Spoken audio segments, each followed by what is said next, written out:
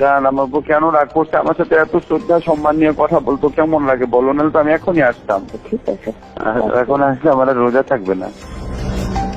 জান আমার বউ কেন রাগ করছে, আমার সাথে এত শ্রদ্ধা সম্মান নিয়ে কথা বলতো কেমন লাগে বলো, নাহলে তো আমি এখনই আসতাম।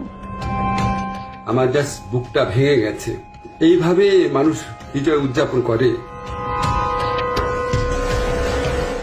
আসল নাম মোহাম্মদ নজরুল ইসলাম, যাকে আপনারা চেনেন আসিফ নজরুল নামে। মোহাম্মদ নজরুল ইসলাম নাম পাল্টে যেভাবে আসিফ নজরুল হয়েছেন, ঠিক একইভাবে খোলস পাল্টে এক এক সময় এক এক পাত্রে হাজির হয়েছেন। পাত্র আলাদা হলেও পাত্রী হিসেবে আসিফ নজরুল সবখানে ফিট। কতটা ফিট সেটা জানতে আজকের পুরো অনুসন্ধান। আসিফ নজরুল স্যার, তুমি আসলে কার? কথায় আছে প্রয়োজনীয়তাই উদ্ভাবনের জনক। আসিফ নজরুল স্যারকে নিয়ে আজকের অনুসন্ধানটাও প্রয়োজনের প্রেক্ষিতেই করতে হয়েছে। অনেক জরুরি ইস্যুর মাঝেও আসিফ নজরুল স্যারের ইস্যুটাকে প্রাধান্য দিতে হয়েছে, কারণ তার হাতে আমাদের ভবিষ্যৎ গড়ার দায়িত্ব দিয়েছি আমরা। ইতিহাস গড়ার পথে যাত্রা করা ট্রেনের চালক যদি ভুল পথে যাত্রা করে, তাহলে এই জাতি আর কখনোই গন্তব্যে পৌঁছতে পারবে না। আসিফ নজরুল ওরফে নজরুল ইসলামকে সামনে রেখে সুখের স্বপ্ন নিয়ে 18 কোটি যাত্রী যে ট্রেনে চেপে বসেছি, সেই ট্রেন ভবিষ্যতে কোন দিকে যাবে সেটা অনুমান করতে চালকের অতীত সম্পর্কে একটু জেনে আসা বাঞ্ছনীয়। আসিফ নজরুলের অতীত কেমন সেটা জানার আগে ভারতীয় গোয়েন্দা সংস্থা বাংলাদেশে কিভাবে তাদের অপতৎপরতা চালায় সেটা একটু বুঝে আসতে হবে।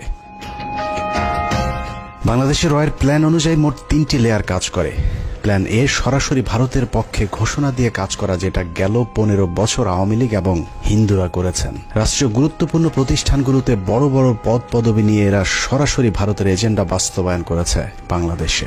এমনকি শেখ হাসিনা নিজে ঘোষণা দিয়ে ভারতের পক্ষে কাজ করার কথা স্বীকার করেছেন।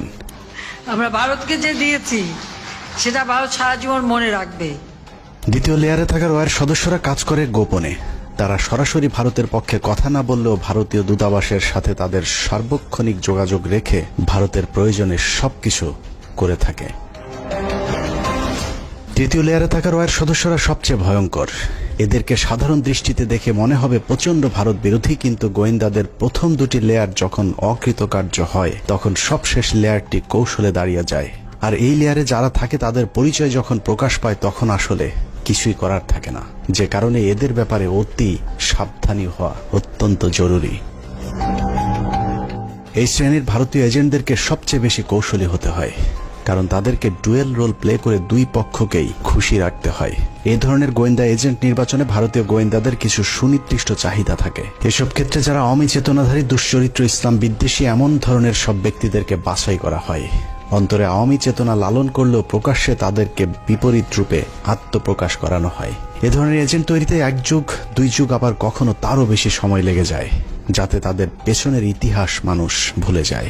দেখতে কিছুটা নিষ্পাপ, শ্রুতিমধুর, বাকপটু গোছের এসব এজেন্টদেরকে দিয়ে কখনো কখনো সাধারণ ভারত বিরোধীদের চাইতেও কঠোর ভাষায় ভারতকে আক্রমণ করানো হয়, যা দেখে মনে হবে এরা প্রচন্ড ভারত বিরোধী।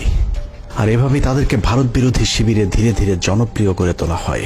এবং অত্যন্ত যৌক্তিক কারণে আজকে ভারতের বিরুদ্ধে আমাদের স্বাধীনতার ডাক দিতে হবে, ভারতের বিরুদ্ধে আমাদের সার্বভৌমত্বের ডাক দিতে হবে। আসিফ নজরুল ভারতের সেই দীর্ঘমেয়াদী প্ল্যান সি এর অংশ কিনা সেটা বুঝতে আমাদেরকে আরো 32 বছর পেছন থেকে শুরু করতে হবে। 19 জানুয়ারি 1992, 1975-এর 15 আগস্ট থেকে 1981 সাল পর্যন্ত 6 বছর ভারতীয় মগজ ধোলাইয়ের পর দেশে ফেরেন শেখ হাসিনা। শেখ হাসিনা দেশে ফেরার 15 দিনের মাথায় জিয়াউর রহমানকে হত্যা করে ভারত। জিয়াউর রহমান যেভাবে আন্তর্জাতিক মহলের কাছে জনপ্রিয় হয়ে উঠছিলেন, তাতে ভারতের মাথা ব্যথার কারণ হয়ে দাঁড়ায়, যে কারণেই তাকে হত্যা করে এরশাদকে ক্ষমতায় বসানো হয়। এদিকে প্রধানমন্ত্রী হিসেবে শেখ হাসিনাকে প্রস্তুতির কাজও চলতে থাকে। 1990 সালে এরশাদের পতনের পর ভারতের ইচ্ছে ছিল শেখ হাসিনাকে প্রধানমন্ত্রী বানানোর, কিন্তু 1991 সালে নির্বাচনে সবাইকে অবাক করে দিয়ে বাংলাদেশের মানুষ বেগম খালেদা জিয়াকে প্রধানমন্ত্রী নির্বাচিত করেন। 1991 সালে খালেদা জিয়া প্রধানমন্ত্রী হবার বছর না ঘুরতেই শুরু হয় ভারতের প্রথম চক্রান্ত। 1992 সালের শুরুতেই শুরু হয় দেশকে বিভাজনের মুখে ঠেলে দেওয়ার প্রথম ভারতীয় অভিযান। ভারতীয় চর জাহানারা ইমামকে সামনে রেখে প্রতিষ্ঠা করা হয় 71-এর ঘাতক দালাল নির্মূল কমিটি এ ঘাদানিক। শুরু হয় বিভাজনের রাজনীতি। শেখ মুজিবের সময়ে কথিত যুদ্ধাপরাধের মীমাংসিত একটি বিষয়কে সামনে এনে পুরো জাতিকে স্বাধীনতার পক্ষ আর বিপক্ষের দুই ভাগে ভাগ করে দেয়া হয়। সার্বভৌম রাষ্ট্রের সংবিধানকে বৃদ্ধাঙ্গুলি দেখিয়ে তৈরি করা হয় কথিত গণ আদালত, এবং সেই আদালতে বিচারিক কার্যক্রম পরিচালনা করা হয় রাষ্ট্রের বিচার ব্যবস্থাকে চ্যালেঞ্জ করার অপরাধে খালেদা জিয়া সরকার জাহানারা ইমাম সহ 24 জনের বিরুদ্ধে একটি রাষ্ট্রদ্রোহ মামলা করেন। নিশ্চয়ই ভাবছেন অনুসন্ধানের কোথা থেকে কোথায় যাচ্ছে। আসলে এত কিছু বলার কারণ, যাকে নিয়ে অনুসন্ধানের শুরু করেছে সেই আসিফ নজরুলের আসল পরিচয় খুঁজে বের করতেই এত কিছু বলা হচ্ছে। 1992 সালে খালেদা জিয়ার সরকার প্রথম ভারতের যে ষড়যন্ত্র রুখে দিয়েছিলেন, সেই ষড়যন্ত্রের উদ্যোক্তাদের মধ্যে অন্যতম ছিলেন জাহানারা ইমাম, শাহরিয়ার কবির, মুনতাসির মামুন এবং ভারতীয় গুপ্তচর আসিফ নজরুল। জাহানারা ইমামকে প্রধান আসামি করে খালেদা জিয়ার সরকার যে রাষ্ট্রদ্রোহ মামলাটি করেছিল, সেই মামলার অন্যতম একজন আসামি ছিলেন আমাদের আজকের আসিফ নজরুল ওরফে মোহাম্মদ নজরুল ইসলাম। এই যে আসিফ নজরুল এখন নাম করা কলাম লেখক, তাকে নিয়োগ করা হলো। আপনারা জেনে খুশি হবেন, আসিফ নজরুলের আদর্শিক গুরুর নাম জনাব শাহরিয়ার কবির। শাহরিয়ার কবির যখন সাপ্তাহিক বিচিত্রার সম্পাদক, আসিফ নজরুল ছিলেন তার প্রধান সেনাপতি। ভারতের এজেন্ডা বাস্তবায়নে ভারতের প্রধান সেনাপতির ভূমিকায় ছিলেন শাহরিয়ার কবির।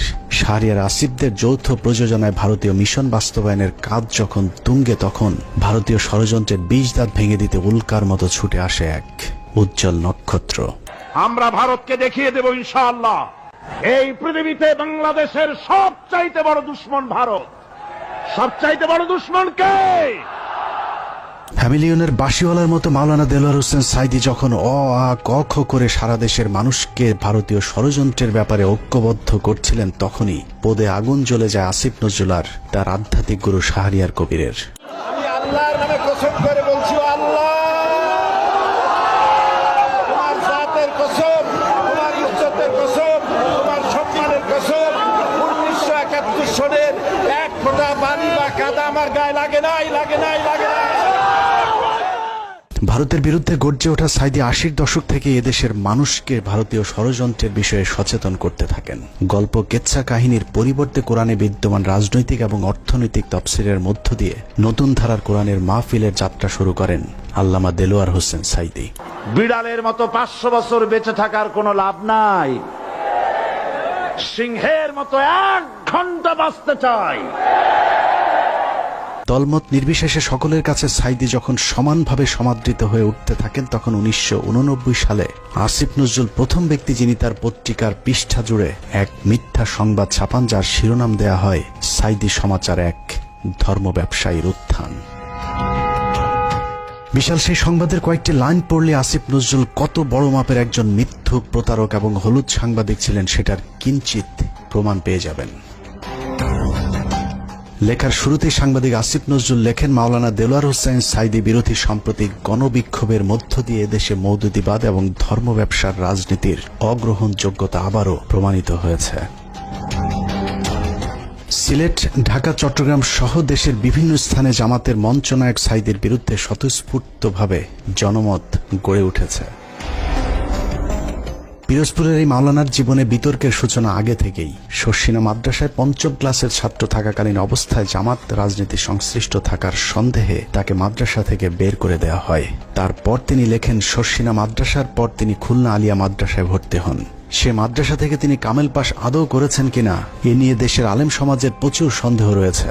দেশের শতাধিক আলেম এ বিষয়ে সত্যতা প্রমাণের জন্য সাইদের প্রতি একাধিকবার চ্যালেঞ্জ ছুড়ে দিলেও দেলোয়ার হোসেন সাইদি নাকি কখনোই সেই চ্যালেঞ্জ গ্রহণ করেননি।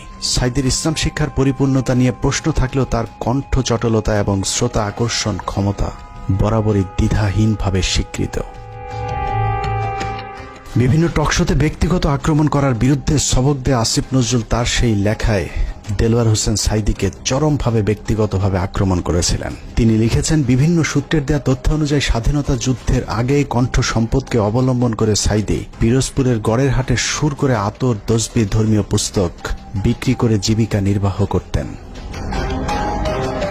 এরপর গুরুত্বপূর্ণ দুটি লাইন আছে, সেই লাইনগুলো আপনাদেরকে জানানোর আগে আসিফ নজরুল দেলোয়ার হোসেন সাইদিকে নিয়ে সম্প্রতি একটি বক্তব্য দিয়েছেন, সেটা দেখে আসা যাক।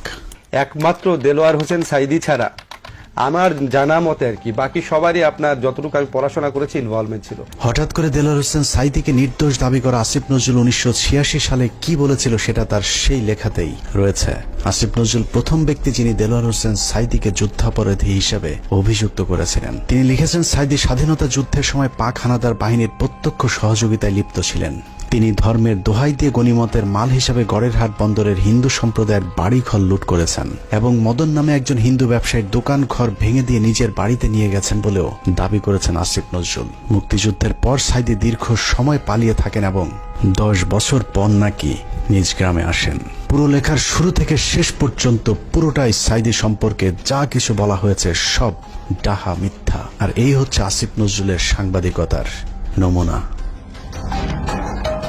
আসিফ নজরুল নিজের খোলস পাল্টানোর সময় মাঝে একবার এই লেখার ব্যাখ্যা দিয়েছিলেন, যেখানে তিনি বলেছিলেন শাহরিয়ার কবিরের দ্বারা প্রভাবিত হয়ে নাকি তিনি সাঈদী সম্পর্কে এসব লিখেছিলেন। কিন্তু এটা শুধু একটা চুরি কিংবা ছিনতাইয়ের ঘটনা নয়। এই লেখার মাধ্যমে দেলোয়ার হোসেন সাঈদীর বিরুদ্ধে যুদ্ধাপরাধের অভিযোগ উঠতে শুরু করে এবং তারই ফলশ্রুতিতে আওয়ামী লীগ সরকার দেলোয়ার হোসেন সাঈদীকে আটক করে এবং দীর্ঘ 1 যুগ জেলখানায় বন্দী থাকার পর শাহাদাত বরণ করেন দেশবরেণ্য এই আলেম।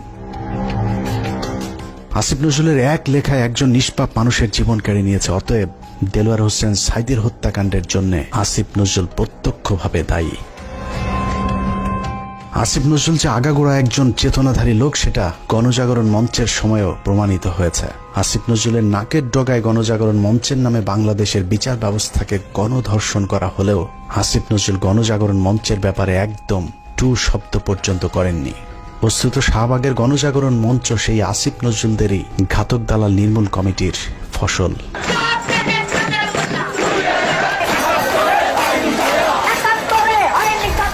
আসিফ নজরুলের কাঁধে দেয়া ভারতীয় ষড়যন্ত্রের প্রথম অ্যাসাইনমেন্ট শেষ হয়েছে।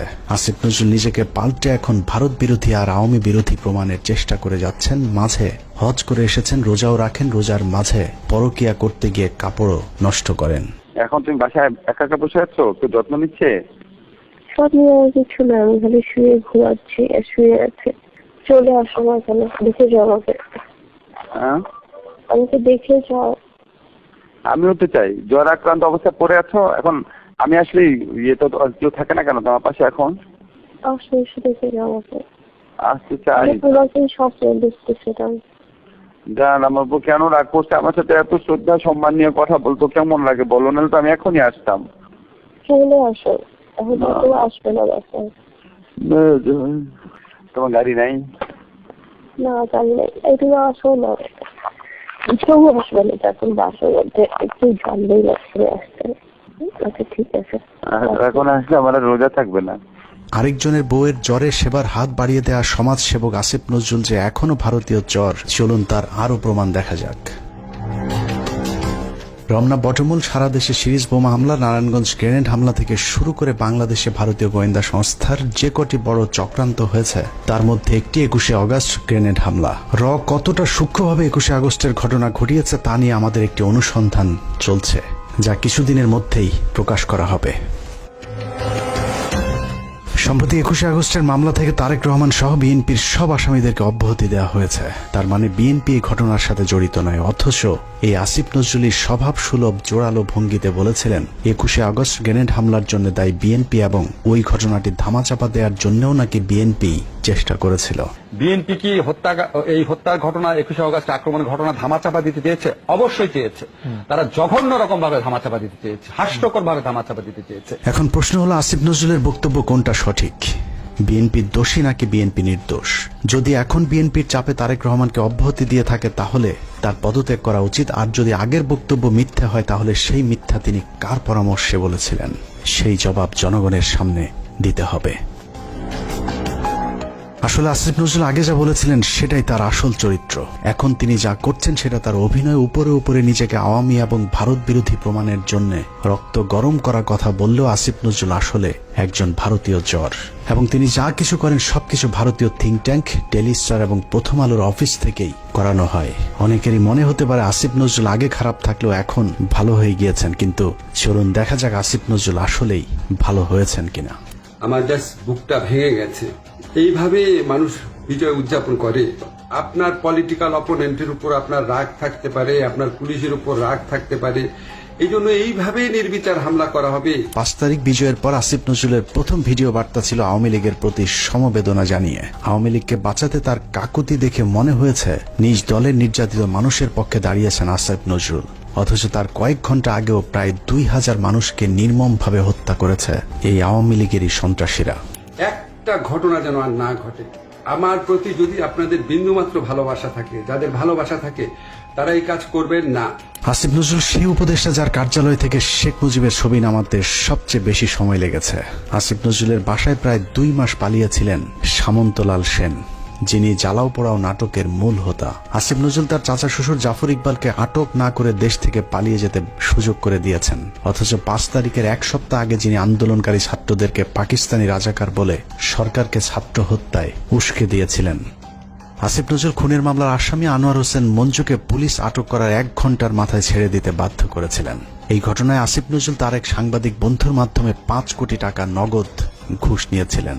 ঘটনাটি তদন্ত করলে বেরিয়ে আসবে আসিফ নজরুলের তদবিরে আনোয়ার হোসেন মঞ্জু ছাড়া পেয়েছিলেন কিনা। অথচ মঞ্জুর ইত্তেফাক পত্রিকা গেল 15 বছর হাসিনার দালালি করেছে এবং আন্দোলনের সরাসরি ছাত্রদের বিরুদ্ধে অবস্থান নিয়েছিল ইত্তেফাক পত্রিকা। আসিফ নজরুল সেই উপদেষ্টা যার ইশারায় সাবের হোসেন চৌধুরী সহ একের পর এক আওয়ামী লীগের হত্যা মামলার আসামিরা জামিনে ছাড়া পাচ্ছেন। সূত্র জানিয়েছে প্রতিটি জামিনে আসিফ নজরুল মোটা অঙ্কের টাকা নিচ্ছেন। সবশেষ ঝিনাইদহের বিচারক জামিন দিতে না চাইলে তাকে ছুটিতে পাঠানোর ভয় দেখিয়ে ঝিনাইদহের আওয়ামী লীগের সাবেক এমপিকে জামিন দিতে বাধ্য করেন আসিফ নজরুল। ঝিনাইদহে নাশকতা ও হত্যা মামলায় গ্রেপ্তার আওয়ামী লীগের সাবেক 2 সংসদ সদস্যকে অন্তর্বর্তীকালীন জামিন দিয়েছে আদালত। আসিফ নজরুলের চাপে বিভিন্ন থানায় মামলা নিতে গড়িমসি করছে পুলিশ। কারণ আসিফ নজরুল গণহারে আসামিদের বিরুদ্ধে মামলা না দেওয়ার জন্য আওয়ামী লীগের পক্ষে দাঁড়িয়েছিলেন। তার দাবি শত শত মানুষের বিরুদ্ধে মামলা দেয়া যাবে না। অথচ আন্দোলনের সময় আওয়ামী লীগের হাজার হাজার সন্ত্রাসীরা ছাত্র হত্যায় অংশ নিয়েছিল। অথচ আসিফ নজরুল গণহারে মামলার বিপক্ষে। ঢালাও মামলার একটা খুব মারাত্মক একটা প্রকোপ দেশে দেখা দিয়েছে। এটা আমাদেরকে অত্যন্ত বিব্রত করে। এরই মধ্যে যেসব হত্যা মামলা হয়েছে তার অধিকাংশ আসামিকে ধরার কোনো তৎপরতা নেই। প্রায় সবখানে আওয়ামী লীগের লোকজন যেভাবে বুক ফুলিয়ে ঘুরে বেড়াচ্ছে তাতে মনে হচ্ছে এ যেন দেখার কেউ নেই। 15 আগস্ট জাতীয় দিবস বাতিল করা হয়েছিল, সেই রায় স্থগিত করা হয়েছে আসিফ নজরুলের নির্দেশে। সবচেয়ে ভয়ঙ্কর বিষয় হলো যে ছাত্রদের প্রতিনিধি হিসেবে আসিফ নজরুল উপদেষ্টার পদ বাগিয়ে নিয়েছেন। সেই ছাত্রদের কতজন জুলাই হত্যাকাণ্ডে নিহত হয়েছিলেন তাদের সংখ্যাও এখন পর্যন্ত সঠিকভাবে গণনা করা হয়নি। যারা আহত হয়েছিল তাদেরও খোঁজ নিচ্ছে না সরকার। উন্নত চিকিৎসার অভাবে আহত অনেকে মৃত্যুর দিকে এগিয়ে যাচ্ছে। অথচ আগস্টেই বলা হয়েছিল তাদেরকে উন্নত চিকিৎসার জন্য বিদেশে পাঠানো হবে। বাস্তবে এখন পর্যন্ত একজনকেও বিদেশে পাঠানো হয়নি উন্নত চিকিৎসার জন্য। আমার এই শরীরে আমি কি করতে পারবো? যার হাত নাই সে শরীরে কি করতে পারবে? যার পা নাই তার সে কি? এখানে দেখেন চোখে অনেক গুলি আছে। আমার এলাকাতে আমার ছোট ভাই আমার একসাথে আন্দোলন করছে, ওর মাথার ভিতরে এখনো 2টা গুলি আছে। ইস্তিয়াক না, ও কি করবে? আমাদের পুনর্বাসনের একটা ব্যবস্থা করা উচিত। সরকার কি করতেছে? টাকা তো কি করতেছে ওগুলা?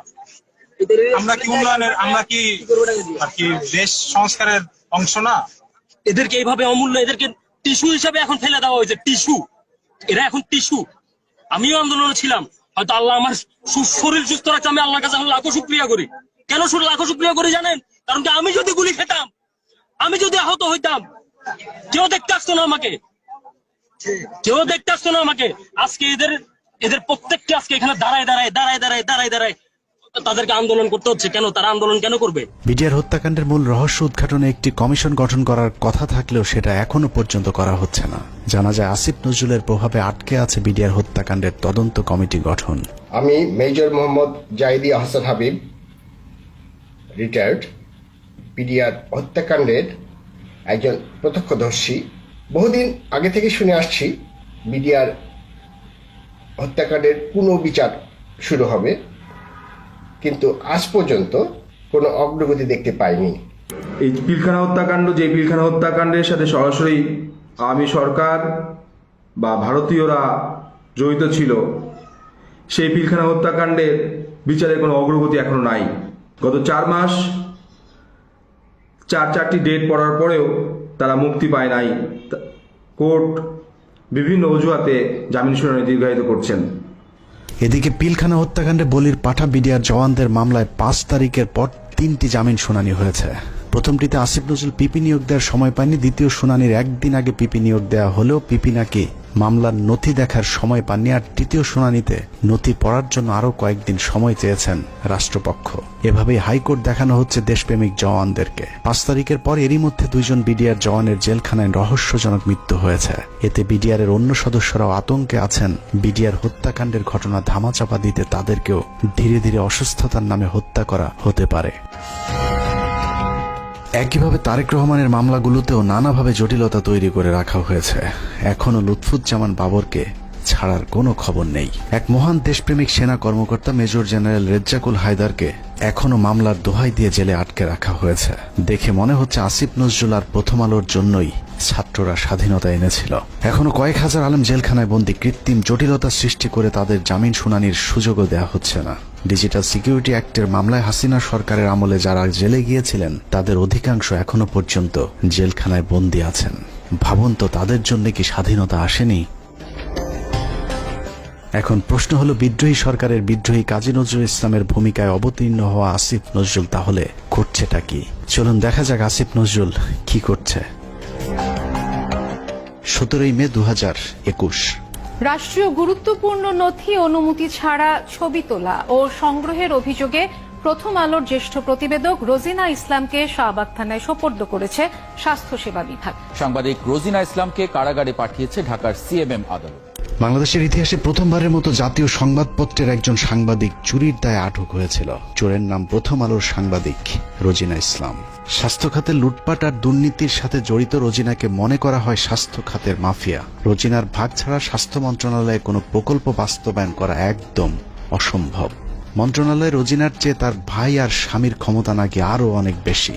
স্বাস্থ্য মন্ত্রণালয়ে কেউ তার কথার বাইরে গেলেই তার বিরুদ্ধে নিউজ করার হুমকি দিয়ে ঠান্ডা করে রাখা হয়। তাকে দিয়ে স্বাস্থ্য মন্ত্রণালয়ের সব স্বার্থ উদ্ধার করে থাকে প্রথম আলোর মতিউর রহমান। কিন্তু কথায় আছে, চোরের 10 দিন গৃহস্থের একদিন। বারবার ধান খেয়ে যাওয়া ঘুঘু রোজিনাকে বধ করা হয় 17 মে 2021 সালে। সচিব সাহেবের পাশে যে রুম আছে সেই রুমে তো ফাইল টাইল রাখা আছে। ওই রুমে ঢুকে ওই ফাইলের ছবিগুলো তুলতেছিল এবং কিছু ফাইল উনি নিজে নিয়েছিল। মন্ত্রণালয়ের একটি সূত্র জানিয়েছে, পুলিশ রোজিনাকে কাজের লোক মনে করে আটক করেছিল।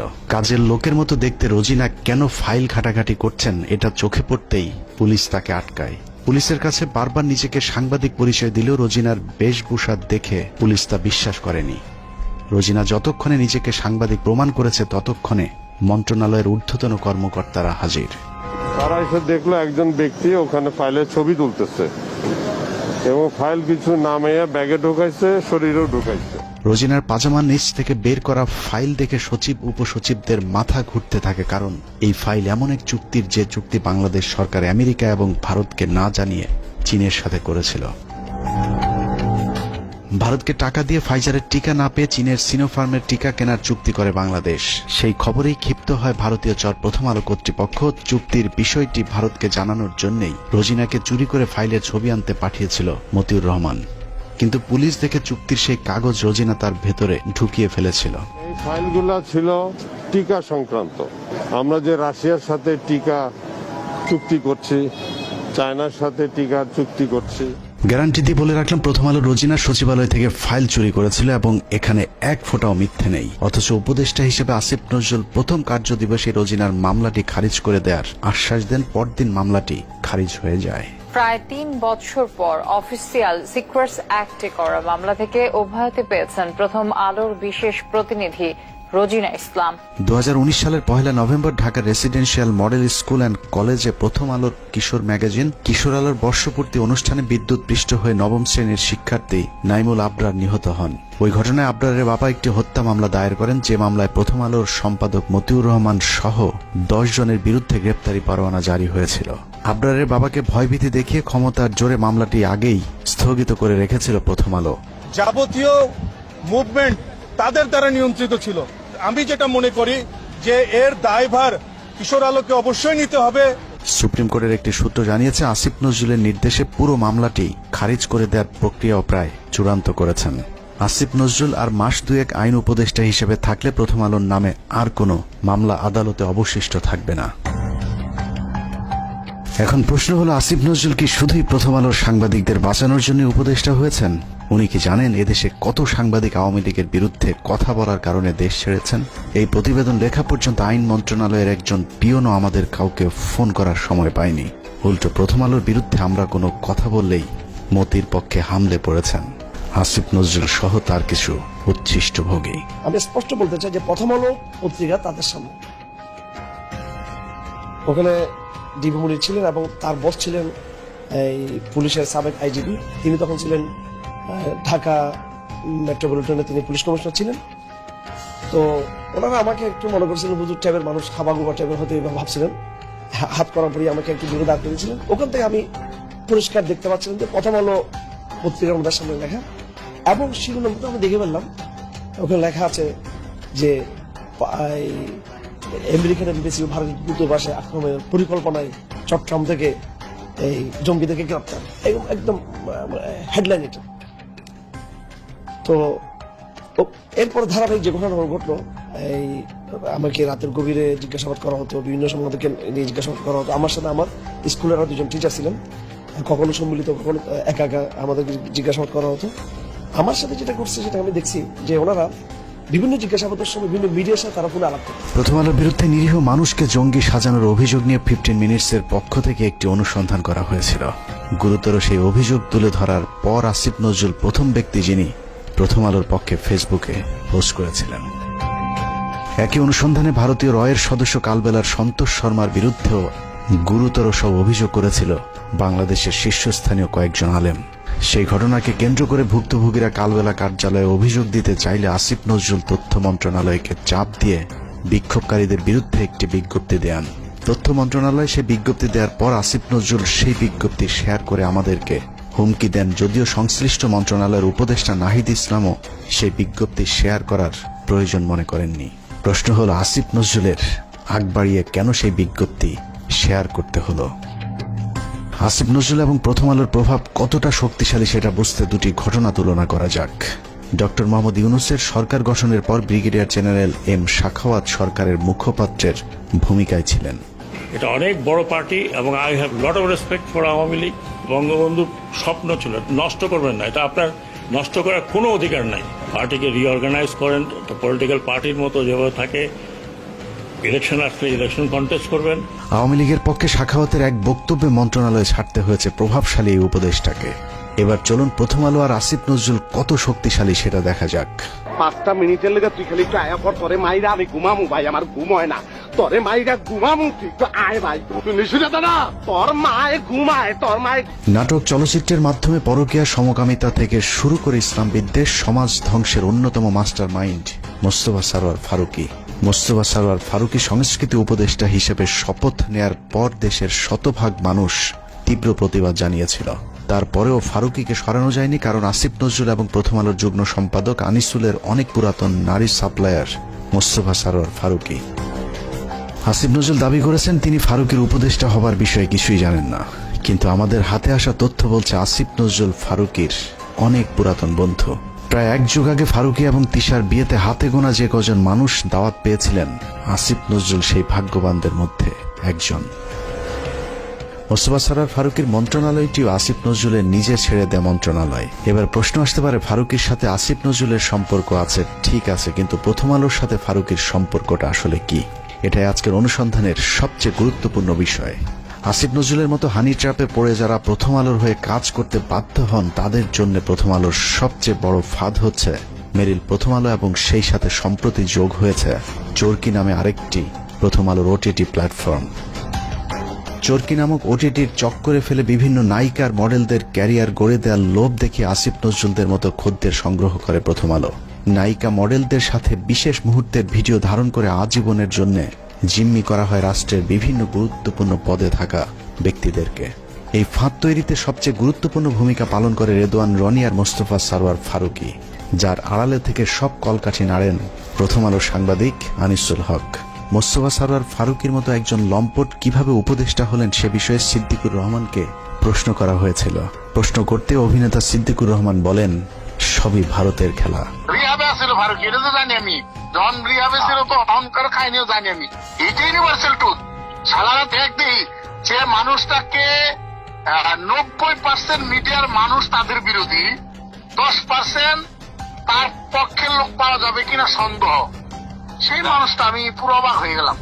এটা তার বানাইছে প্রথম আলো, এটা তো প্রথম আলো, বেসিক্যালি প্রথম আলো, বুঝছি, ডেইলি স্টার প্রথম আলো। উইকিপিডিয়ার তথ্যানুসারে ট্রান্সকম গ্রুপের মালিকানাধীন মিডিয়া স্টার লিমিটেডের অধীনে প্রথম আলোর মাধ্যমে পরিচালিত চরকি নামক প্রতিষ্ঠানটির প্রধান পরিচালনা কর্মকর্তা রেদওয়ান রনি, আর চরকিতে সবচেয়ে বেশি কন্টেন্টের যোগানদাতা মোস্তফা সরওয়ার ফারুকী। নারী খেকো আনিসুল, ফারুকী আর রনি 3 মাফিয়ার হাতে জিম্মি হয়ে আছে বাংলাদেশের মিডিয়া জগৎ। প্রথম আলো চক্রের ফাঁদে পা দিয়ে অনেক অভিনেত্রী অন্ধকার জগতে জড়িয়েছে, আবার যারা তাদের ফাঁদে পা দিতে রাজি হয়নি তাদেরও ক্যারিয়ার ধ্বংস হয়ে গিয়েছে। তো আজকাল তো দেখা যাচ্ছে শেখ হাসিনার তারাইয়া যেই জিনিসটা হয়েছে, সেখানে সেই উপদেষ্টারা মানে উচ্ছিষ্ট করছে দেশটাকে। যেমন ফারুকীর জন্য যখন এই ডক্টর ইউনূস বাইরে গেল, রাস্তাঘাট ভাইঙ্গা মানে শেখ হাসিনার মতে তার বয়দায় করতে চাইছে, সে নির্লজ্জ ভাবে নতুন উপদেষ্টাদের সাথে শপথ নিয়ে চাকরি করা শুরু করলো, একদিনও চাকরি মিস করেন নাই। এই ফারুকী তো একটা সময় দেখতাম গাঞ্জা ছাড়া কিছু খায় না, হ্যাঁ। তারপরে তার একটু উন্নত হইলো অপি করিম রেসাইরা, তার আগে বন্যার সাথে ছিল, তার আগে যে গান গাইছে কালী মহিলাটা ভুলে গেছে নামটা, ভুলে গেছে। তারপরে সে এতটাই অমঙ্গলজনক ছিল যে তার ভাই ব্রাদাররা যে প্রথম 4 জন তো জীবন এরা জীবন, আমরা যখন শুটিং করতেছি 800 জনের বাইনোকুলার, তিন্নিকে ওরা যৌন হয়রানি এবং তাকে শারীরিকভাবে মানসিকভাবে এতটাই ভারাক্রান্ত করছিল। আমরা মামুন আমাকে বলছে যে আপনার 800 জনের শুটিংটা বন্ধ করে দিই, এবং একাধারে তো আমি তো গাঁজা খেতে দেখছি, পরবর্তীতে শুনলাম তিনি ফারুকী রিহাব করে আসছে। এটা আমার কথা না, এটা একদম আপনারা যারা ভীষণভাবে ওনার সাথে সম্পৃক্ত সিদ্দিক এখনো বলতেছে যাচ্ছে গেল। এই ফারুকীর কর্মকাণ্ড শুনবেন। আমি রাজীব নামে ওদের তখন 69-এর সময় একটা এডিট খারাপ একটা কথা বলছে, আমি বললাম যে এই কথাটা তোমার মুখে মানায় না, তুমি কেন বললে যে এখান থেকে শিখছে। আমি উদাহরণস্বরূপ ওইখানকার এডিট বললাম তোজু এইটা ওইটা ওইটা। ফারুকী এতটাই মানে তখন গান্ধা চোটে ভুলে গেছে গে, সবই দরজা আটকাইয়া সব এডিগুলো রেখে আমাকে মাঝখানে এমন অপমান করলো, তোজু এরকম ইচ্ছে এরকম সেরকম। আমি না হতভম্ব হয়ে গেলাম। ওর এইটুকু মাথা ছিল না তখন, নন ম্যাট্রিক বা ম্যাট্রিক হইলে যা হয়, পড়াশোনার তো মানে গদবাদা কিছু নেই। পোটেনশিয়াল কি দিছে, 3 4 তারপরে মানে যা তা আর কি। আবার আমারটা সময় পরকিয়া, এখন আমার প্রেমের কথা বলতে পারে, বলতেই পারে। তো আগে বলবো আপনারা উচ্ছিষ্ট করেন না দেশটাকে। ফারুকী আমি মেনে নিলাম, অনেক শিল্পী তোমাকে বাধাই দিয়েছে।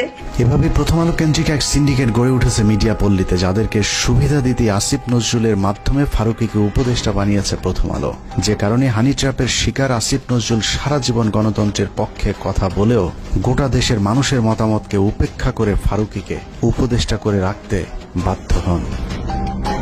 বর্তমান সরকারের প্রথম আলো চক্রের আরেক গুরুত্বপূর্ণ সদস্য প্রধান উপদেষ্টার প্রেস সেক্রেটারি শফিকুল আলম। 5 আগস্টের আগে কখনো শফিকুলের নাম কেউ শুনেছেন কিনা তার সন্দেহ আছে। তারপরেও 15 বছর হাসিনার বিরুদ্ধে চুপ থাকা শফিকুল হঠাৎ করেই রং পাল্টে হয়ে গেলেন বিদ্রোহী সাংবাদিক। ডক্টর মোহাম্মদ ইউনূসের ভারত বিরোধী পলিসির কারণে শফিকুল আলম এখন ভারতের বিরুদ্ধে কথা না বললেও তিনি সরকারের ভেতরে বসেই ভারতের এজেন্ডা বাস্তবায়ন করছেন। 5 আগস্টের 4 দিন পর 9 তারিখে বাংলাদেশে হিন্দু নির্যাতনের মিথ্যে অভিযোগ তুলে শাহবাগে হিন্দুদের যে সমাবেশ হয়েছিল, সেই সংবাদ এএফপিতে প্রচার করে তিনি প্রথম বাংলাদেশে হিন্দু নির্যাতনের বিষয়টি আন্তর্জাতিক স্বীকৃতি দিয়েছিলেন, যে বিষয়টি তিনি ফেসবুকে পোস্ট করেছেন। এছাড়া রাহুল আনন্দের বাড়িতেও আন্দোলনকারীরাই নাকি অগ্নি সংযোগ করেছে এমন মিথ্যা গুজবও তিনি তার ফেসবুকে ছড়িয়েছিলেন। ডক্টর ইউনূসের আদেশ মান্য করতে ইদানিং শফিকুল হিন্দুদের উপর নির্যাতনের বিষয়টি অস্বীকার করলেও প্রেস সেক্রেটারি হবার আগ পর্যন্ত তিনি হিন্দু নির্যাতনের মিথ্যা গুজব তার ফেসবুকে প্রচার করেছেন, যা এখনো তার ফেসবুক ওয়ালে গেলে পাওয়া যায়। শফিকুলের আসল পরিচয় জানতে তার কিছু পুরাতন ফেসবুক পোস্ট দেখলেই চলবে। 2020 সালে শেখ মুজিবের ব্যবহৃত জিনিসের প্রদর্শনীতে গিয়ে মুজিবের পছন্দের কালো কোট পরে ছবি পোস্ট করেছিলেন শফিক।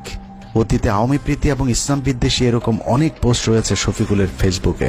5 তারিখের পরেও অভ্যাসজনিত কারণে নিজের মুজিব প্রেম এবং ইসলাম বিদ্বেষী চিন্তার বহিঃপ্রকাশ ঘটছে তার বিভিন্ন লেখনীতে। 5 তারিখ শেখ মুজিবের মূর্তি ভাঙার ভিডিও শেয়ার করে শেখ মুজিবকে ইন্ডিপেন্ডেন্ট হিরো আখ্যা দিয়েছিলেন কথিত আওয়ামী বিরোধী সাংবাদিক শফিকুল আলম। আগস্টের 9 তারিখে শেখ মুজিবের নামের পরিবর্তে হযরত ইব্রাহিম আলাইহিস সালামের নামে এক্সপ্রেসওয়ের নাম পরিবর্তনে বেজায় কষ্ট পেয়েছিলেন শফিকুল আলম। শফিক লিখেছিলেন, শেখ মুজিবের নামের পরিবর্তে ইব্রাহিম আলাইহিস সালামের নাম দেওয়াটা একটা ফাজলামো। যারা মুজিবের নামের জায়গায় ইব্রাহিম আলাইহিস সালামের নাম চেয়েছেন তাদের বিচারের দাবি করে শফিকুল আলম লিখেছিলেন, যদি নাম পরিবর্তন করতেই হয় তাহলে ইব্রাহিমের নামের পরিবর্তে যোগেন্দ্রনাথ মণ্ডলের নাম দেয়া হোক। 15 বছর শেখ হাসিনা লুটপাটের উদ্দেশ্যে করা কোনো প্রকল্প নিয়ে শফিকের এত খারাপ লাগেনি যতটা মডেল মসজিদ করাতে লেগেছে। বিটিভির টকশোতে গিয়ে শফিক ক্ষোভ জানিয়ে বলেছেন, মডেল মসজিদ কেন বানাতে হবে? এই যে সরকারি ব্যয় আমার এত 560টা মসজিদ কেন করতে হবে? আমাদের মসজিদের কি অভাব পড়ছিল? বিএনপির ব্যাপারেও চরম বিদ্রোহী শফিকুল আলম। 5 তারিখের পর বিএনপি 3 মাসের মধ্যে নির্বাচন চাইলে শফিকুল বলেছিলেন, বিএনপি হাসিনাকে ক্ষমতা থেকে নামায়নি, অতএব বিএনপির কথা মতো তত্ত্বাবধায়ক সরকার তাদের মেয়াদ নির্ধারণ করবে না। সবকিছুর পর এখানেও প্রশ্ন আসতে পারে, প্রথম আলোর সাথে শফিকুল আলমের সম্পর্কটা কি? শফিকুল আলম সবশেষ এএফপির বাংলাদেশ ব্যুরো চিফ হিসেবে কাজ করেছেন। প্রধান উপদেষ্টার প্রেস সচিব হওয়ার আগে তার জায়গায় তিনি প্রথম আলোর জঙ্গি বিষয়ক বিশেষ সাংবাদিক সাবিহা আলমকে বসিয়ে এসেছেন। যেই সাবিয়ার বিরুদ্ধে 15 মিনিটসের অনুসন্ধানে দেখানো হয়েছিল কিভাবে তিনি মেজর জিয়াউল হকের বাবাকে হুমকি দিয়ে মিথ্যে জবানবন্দি নিয়েছিলেন। আপনি বলছেন যে জিয়া হচ্ছে একরোখা এবং ধর্মান্ধ ছিল, এই বক্তব্যগুলিও আপনি কোন পরিস্থিতিতে দিচ্ছেন? তখন যে পরিস্থিতি ছিল ওই পরিস্থিতির শিকার হয়ে আমি এটা বলতে পারি। এটা না হলে আপনার ওইটা মানে অত্যাচার হয়ে যেত, আমিও তো হয়তো আয়না করে থাকতে।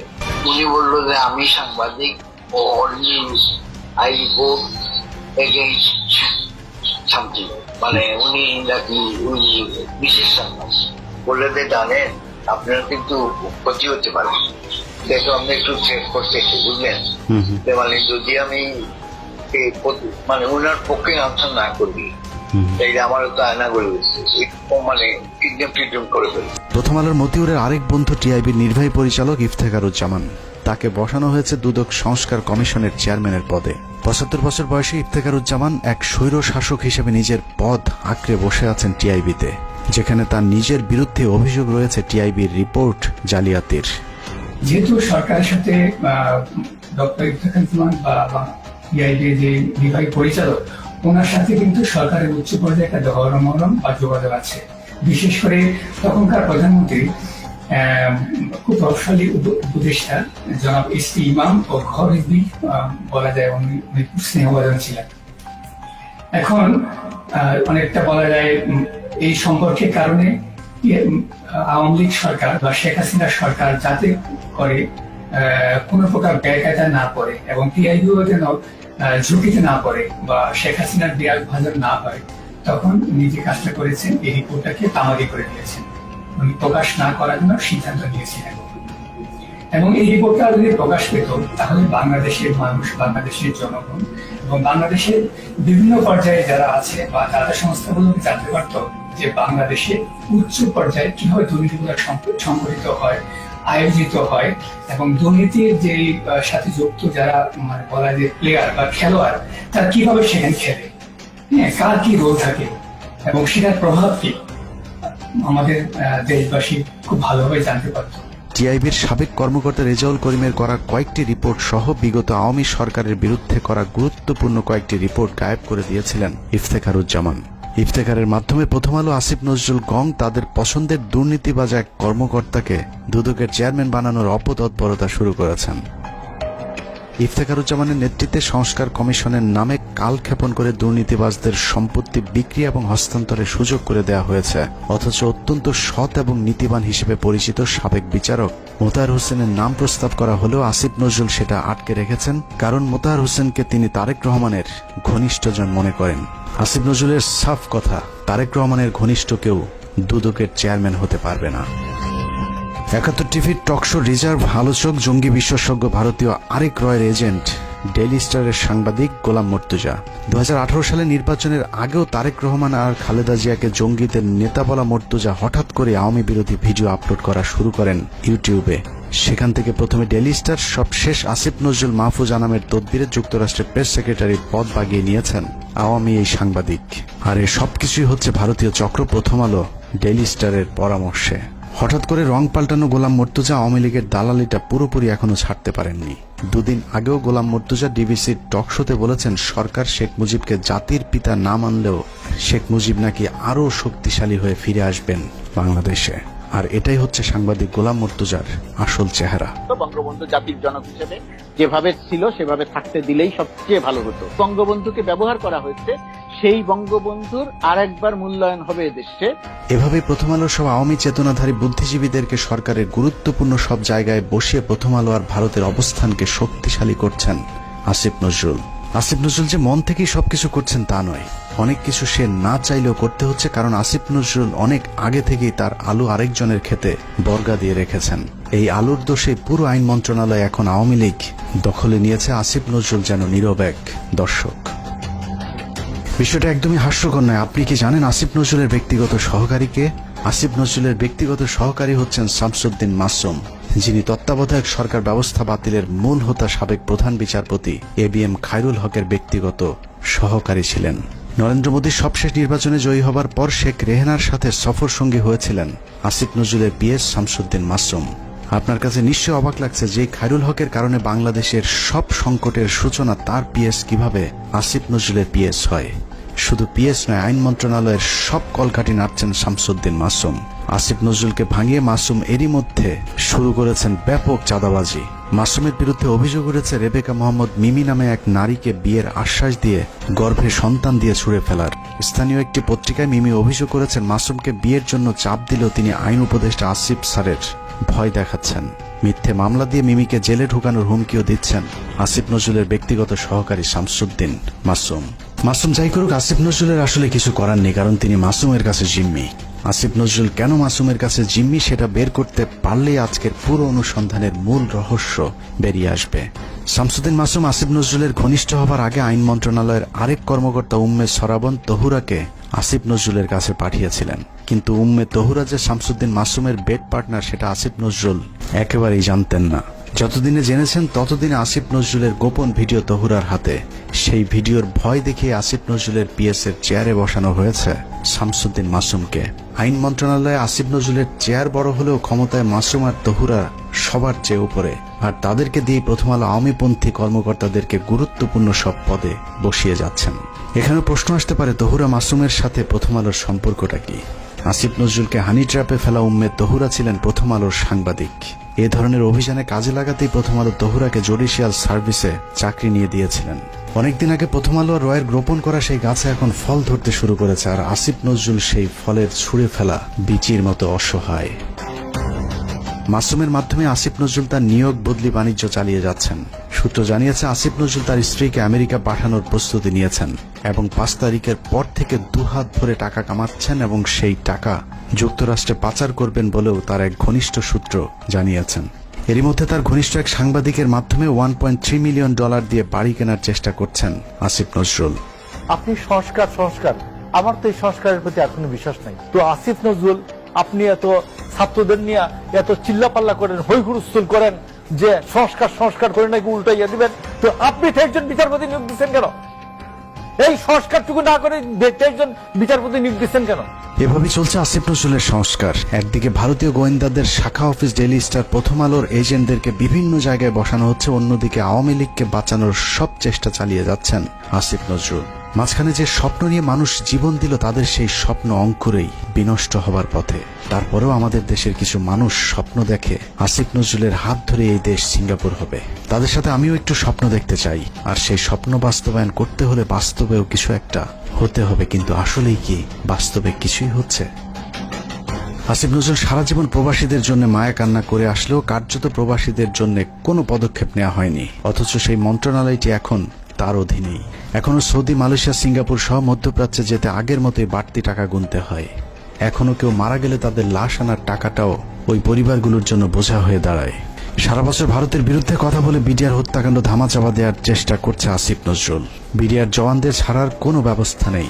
আওয়ামী বিচারকেরা এখনো পর্যন্ত তাদের বিচার কার্য চালিয়ে যাচ্ছেন। আওয়ামী লীগ আমলে জেলে যাওয়া রাজনৈতিক বন্দীরা এখনো জেলে পচে মরছেন, অথচ আসিফ নজরুলের কোনো ভ্রুক্ষেপ নেই। তারেক রহমানের বিরুদ্ধে মামলাগুলোর ক্ষেত্রে আইনের দোহাই দিয়ে আটকে রাখা হয়েছে।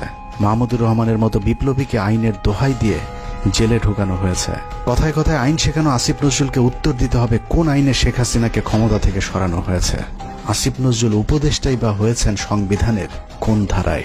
পুলিশ ধরার পর 3 হত্যা মামলার আসামি মুন্নি শাহ কোন আইনে ছাড়া পেলেন?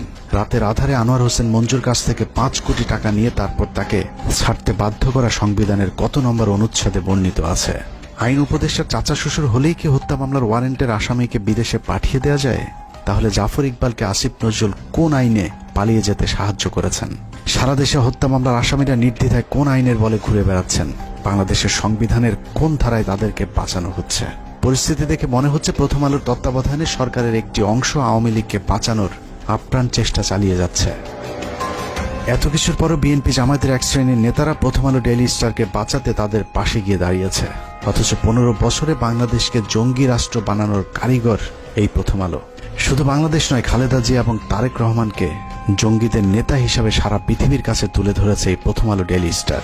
2024 সালে বলে রাখলাম, প্রথম আলোকে ভারত মুক্ত করতে না পারলে এদেশকে আবারও ভুগতে হবে। সমস্যা হলো যেদিন বুঝবেন সেদিন আর কিছুই করার থাকবে না। ভারত আর আওয়ামী লীগ যদি আরেকবার সুযোগ পায় তাহলে এই দেশকে আর কখনোই স্বাধীনতার সূর্য দেখতে দেওয়া হবে না। কে কোন দল করে জানি না, শুধু এতটুকুই বলবো, প্রথম আলোর পক্ষে যে কথা বলবে সেই ভারতীয় দালাল। অতএব প্রথম আলো আর স্বাধীনতা একসাথে বাংলাদেশের মানচিত্রে থাকতে পারে না। এটা কোনো পত্রিকা নয়, এটা ভারতীয় গোয়েন্দা সংস্থার বাংলাদেশি একটি শাখা। আমরা কোনো পত্রিকা বন্ধ চাই না, কিন্তু প্রথম আলোর বিরুদ্ধে যে মানুষ হত্যার ভয়াবহ অভিযোগ উঠেছে তার বিচার যতদিন না হবে ততদিন তাদের বিরুদ্ধে আমাদের যুদ্ধ চলবে। তাদের পাশে যে দাঁড়াবে তাকেই শত্রু হিসেবে চিহ্নিত করা হবে। আল্লাহ হাফেজ।